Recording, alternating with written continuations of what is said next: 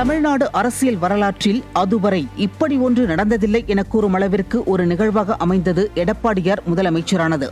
1974 புரட்சித் தலைவர் காலத்தில் கட்சியின் தொண்டராக தன் வாழ்வை தொடங்கியவர் படிப்படியாக வளர்ந்து தற்போது ஒரு மாபெரும் அரசியல் இயக்கத்தின் பொதுச் செயலாளராக இருக்கிறார்.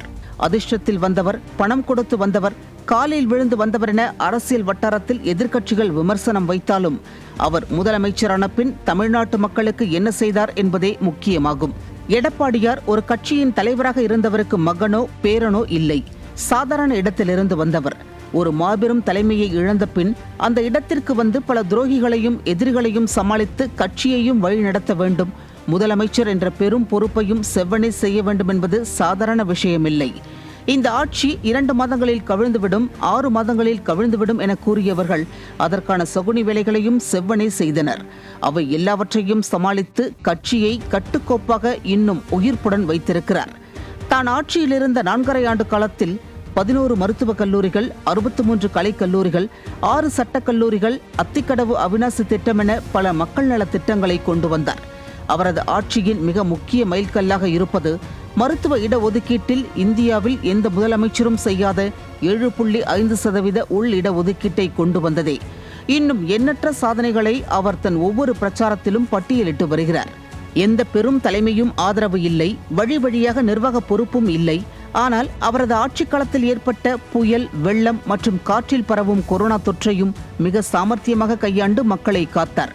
ஏதோ விபத்தில் முதலமைச்சராகி எந்த அனுபவமும் இல்லாமலேயே இத்தனை சாதனைகளை செய்திருக்கிறார் என்றால் தமிழ்நாட்டு மக்கள் வாக்களித்து முதலமைச்சரானால் என்னவெல்லாம் செய்வார்?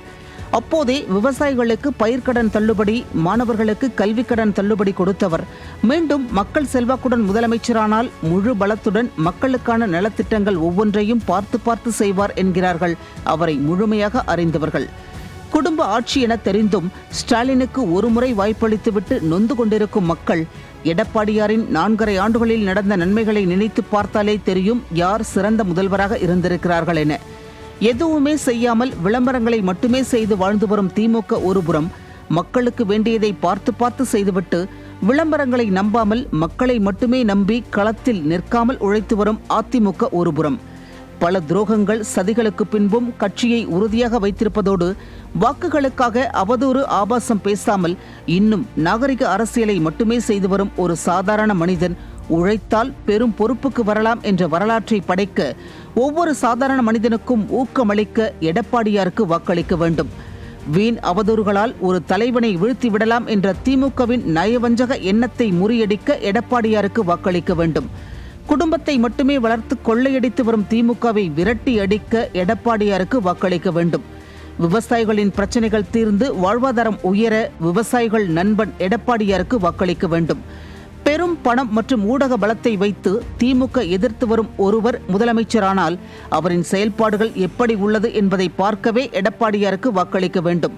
இந்த உலகத்தில் உள்ள அனைத்து மனிதர்களும் நம்பும் உழைத்தால் வெற்றி நிச்சயம் என்பதை மீண்டும் நிலைநிறுத்த எடப்பாடியாருக்கு வாக்களிக்க வேண்டும்.